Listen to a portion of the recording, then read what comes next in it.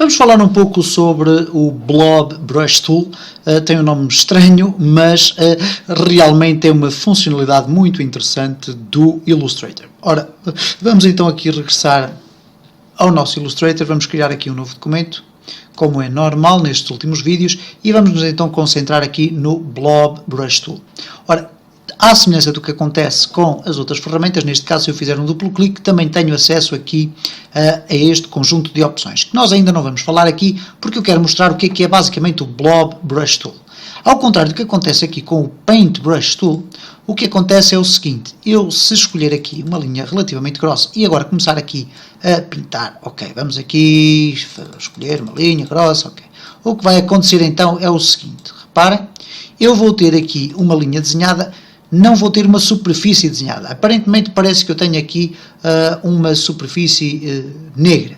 Eu tenho, de facto, mas na realidade eu tenho um conjunto de linhas sobrepostas e que eu posso rapidamente aqui afastar e, como podem ver, rapidamente eu consigo verificar que tenho aqui, afinal de contas, uma linha muito grossa. Ora, o que acontece com o Blob é diferente. Eu vou começar aqui a pintar e o que vai resultar desta pintura não é um conjunto de linhas, mas sim uma superfície, toda ela desenhada com um contorno, e portanto toda a parte interior vai ali ficar sem ser com linhas, mas sim de uma forma pintada opaca. Ora, se eu fizer basicamente isto, reparem, ok, vamos ter aqui uma linha com aquele aspecto. Se eu pintar aqui no interior, ok, vamos ver o que é que acontece aqui.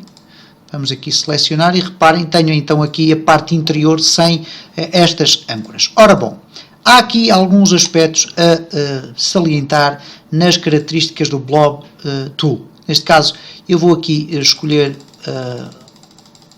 um pincel relativamente largo, ok, ele não está agora a querer escolher, vamos aqui escolher agora sim, e reparem para isto. Ora, eu vou aqui pintar, e quando eu pinto esta zona, estou mesmo a pintar aqui, o que vai acontecer então é a existência, então aqui, ok, ele ainda está a processar aqui, porque ele vai aqui reformular um bocadinho este meu espaço, vai aqui aperfeiçoar um bocadinho à volta, mas reparem, quando eu seleciono aqui, temos então aqui uma superfície extremamente bem definida, que contém, obviamente, as suas âncoras que eu posso movimentar para redefinir da forma que eu assim entender.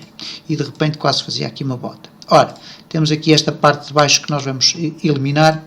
Agora, o que eu quero chamar a atenção é o seguinte. Ok, vamos eliminar esta também e vamos aqui fazer uma pequena experiência. Neste caso, nós temos aqui, não é nesta, é nesta. Temos aqui, então, duas opções. Keep Selected é facilmente perceptível o que é que significa dizer. Assim que eu desenho aqui a minha superfície, o que vai acontecer é que ela vai ficar de imediato selecionada. Ok? Se eu tiver essa opção inativa, obviamente que não vai selecionar rigorosamente nada. Vamos aqui no stroke definir aqui, por exemplo, 10, ok, vamos verificar, vamos aqui até definir um espaço maior e vamos definir aqui 10, vamos lá então, ok, estamos aqui, reparem, eu vou pintar aqui e neste caso não ficou nada selecionado. Portanto, significa isto, se eu fizer aqui um Keep Selected, se eu agora pintar aqui, ele vai automaticamente selecionar aquela forma. Mas vai acontecer o seguinte, se eu agora pintar aqui,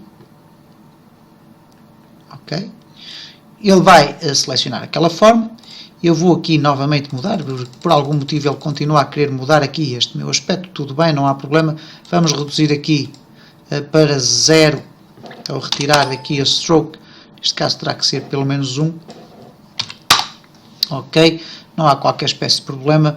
Vamos aqui definir este espaço, esta linha assim, tudo muito bem. Reparem então o que é que acontece, eu estou a desenhar e ele faz aquilo. Se eu desenhar uma outra forma ao lado, o que vai acontecer é que ela vai, por defeito, misturar-se com a anterior. Ora, se eu não quiser que isto aconteça, eu posso simplesmente dizer que quero Merge Only with Selection. E vou retirar daqui a seleção. E reparem o que é que vai acontecer. Eu vou desenhar aqui um espaço. Vou pintar aqui outro espaço. E o que vai acontecer tecnicamente é olharmos para isto e acharmos que temos aqui uma forma apenas que parece um bigode, mas na realidade não temos. Temos duas formas em separado.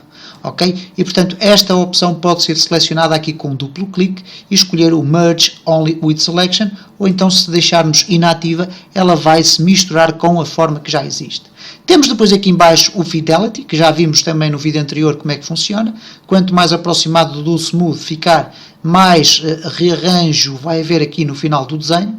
E depois temos aqui em baixo o Default Brush Options, isto é, como é que eu posso definir a espessura do meu brush, etc, etc. Temos aqui 3 dados, neste caso o ângulo, que aparentemente aqui não fará qualquer sentido, mas já vamos ver que faz.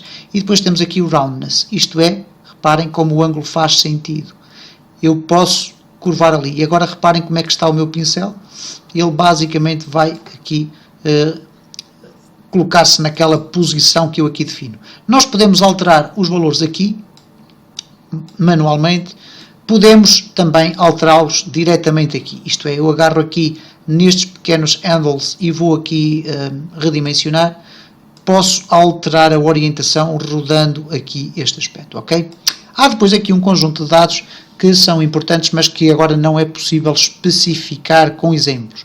Que neste caso é o Fixed e basicamente significa que este tipo de perfil vai ficar fixo, ok? Não vai ser alterado por qualquer forma.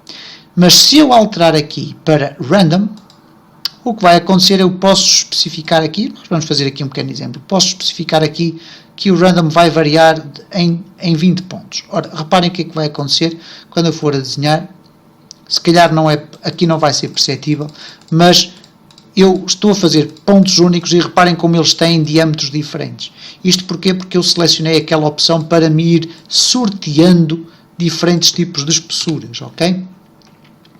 Nós temos também a possibilidade de modificar de Random para Pressure. Só que o Pressure basicamente vai funcionar da seguinte forma.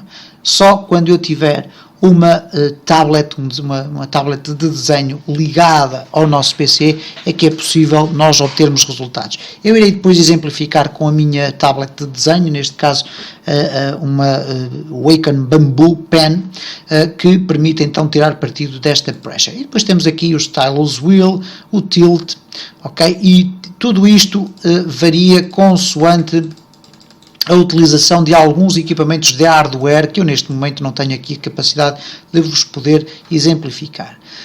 De qualquer das formas, portanto, fica aqui a informação, o normal é o Fixed, isto é, um tamanho fixo, ok? Ele está ali ainda a atualizar para 20 pontos, posso rodar aqui, posso redimensionar aqui estes aspectos e está, de certa forma, apresentado aqui o Blob Brush Tool Options e a possibilidade de nós podermos ir pintando pequenas superfícies ou grandes superfícies, aguardando que depois também seja o Illustrator a compor esta imagem para nós. Reparem como rapidamente eu consigo aqui desenhar uma forma mais ou menos reta, ok? Reparem como ela está ali com muita precisão, ok?